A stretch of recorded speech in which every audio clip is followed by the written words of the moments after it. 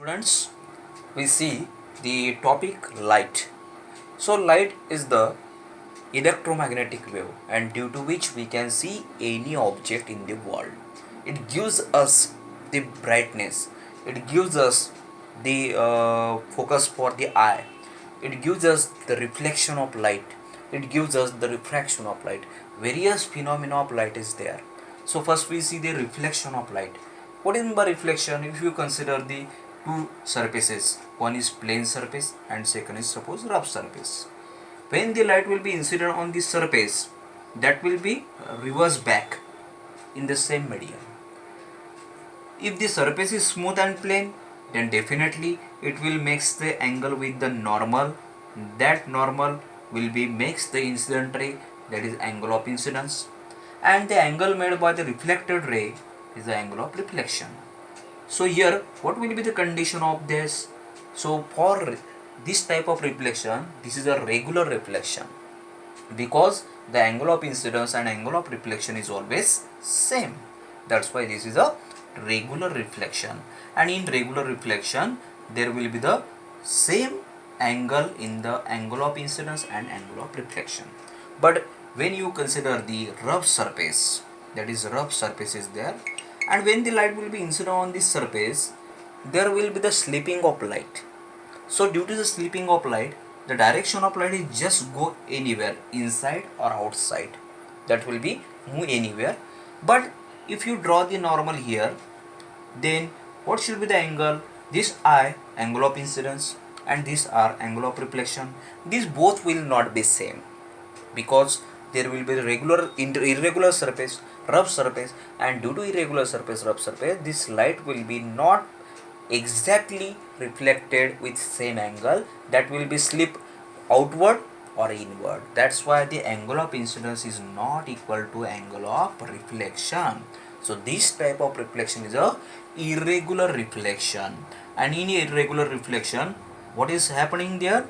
The incident angle is not equal to the angle of reflection. So this is the, and we can see the bouncing back of the light from any surface. That should be mirror, that should be wood, that should be metal. Any reflecting surface can use the light bouncing back. If you throw the ball on the wall, then it will be reversed back, so that will be also reflection. But this is a reflection of light, so we consider only here reflection of light. Now here, why the light does not require any medium to travel? Because light is a electromagnetic wave. Because light is a electromagnetic wave, so it does not require any medium to travel. It can travel through vacuum also. Vacuum means the region where air or any medium does not present. Vacuum means the region in which there is no medium, even air is also not present. That's why it is called vacuum. And in vacuum there will be no medium. So how the light will be travel from one place to other place? Light will be travel, propagated, and traveling of light is called propagation. From one place to other place, when the light will be travel from one place to other place, when the light will be travel, that is called propagation of light. And it does not require any medium, because light having the electric as well as magnetic field. Electric field is just like, suppose this is denoted by vector E, electric field. Magnetic field exactly perpendicular with this, and magnetic field is denoted by B. So E and B will be both perpendicular to each other like this, both perpendicular to each other. This is a three-dimensional structure, so you can't properly see this, but this should be the perpendicular to each other. In this way, that will be electric field, magnetic field B. Electric field, this is electric field, and this is magnetic field B. This is electric field, this is magnetic field B. Means both are perpendicularly travel to each other. Both are perpendicularly travel to each other. So this should be the electric and magnetic field. Both are perpendicular. Here also 90-degree angle. Here also 90-degree angle. So both will be perpendicular to each other. E means electric field, B means magnetic, and that's why it is called electro means electric field, magneto means magnetic field, electromagnetic radiation. or it is known as electromagnetic wave.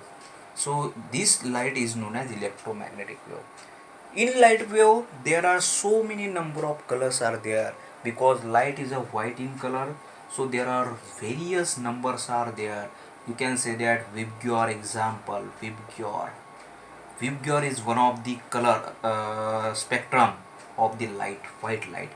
When this spectrum is separated from the white light, it will form the Vibgyor just in a rainbow formation. So this there will be the various types of wave which will be there, but these are the colors. But there are the, according to frequency, various types of waves are included in the light. That should be microwave, that should be that should be radio waves, that should be TV radio waves, television waves. After that there will be the infrared wave, ultra frequency waves.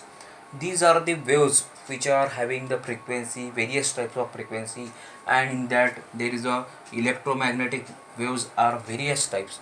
So the number of waves will combine to form electromagnetic wave. That's why light is a forming the electromagnetic spectrum. That is called spectra. Spectra means number of colors will get one spectra. Spectra means the combination of number of colors is known as spectra. That's why it is called as a spectrum. So in spectrum there are the various colors, various waves are present. That should be depend on their frequency and wavelength. So in this way we see the light. And what are the application of light? In banks, in school, colleges, offices, without light we can't do any work. Without electricity we can't do any work. But light is also important, because without light we can't see any object. Okay, so reflection will be there. Due to the reflection of light, the light is spread into the room, so you can see the every object in the room, because light is spread inside the room because of reflection.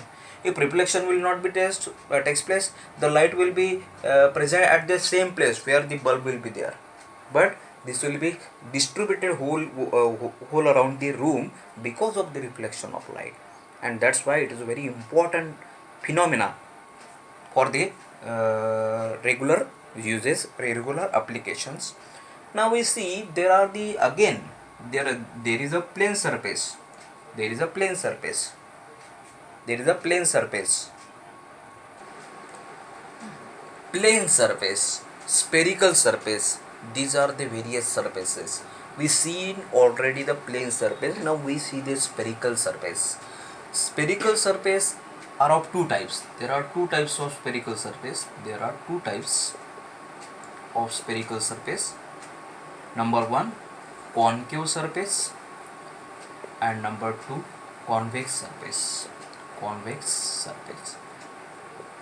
From this also there is a reflection of light. What is the concave surface?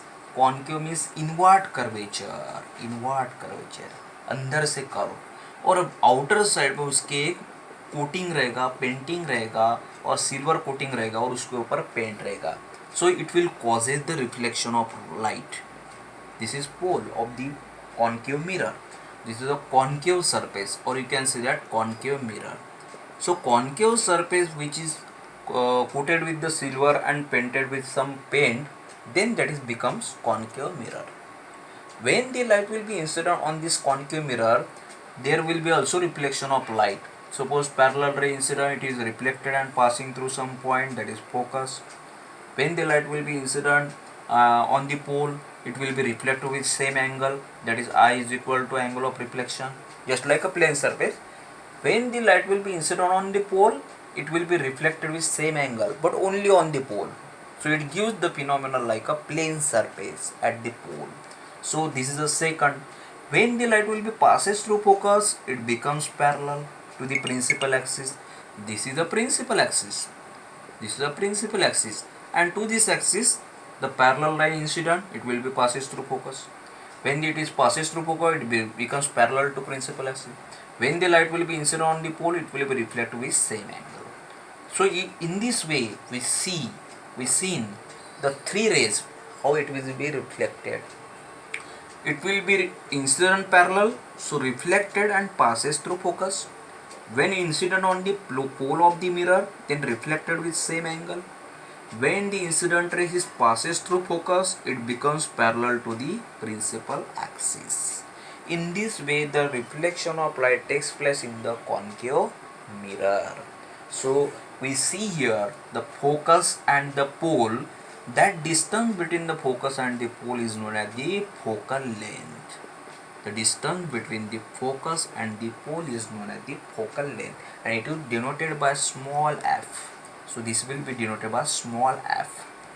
Now the double the distance than focal length, that is double the distance than f to p. If you take the other point just like equal to ft at the same distance, if you take the point, so that is called as the center of curvature C. Center of curvature C.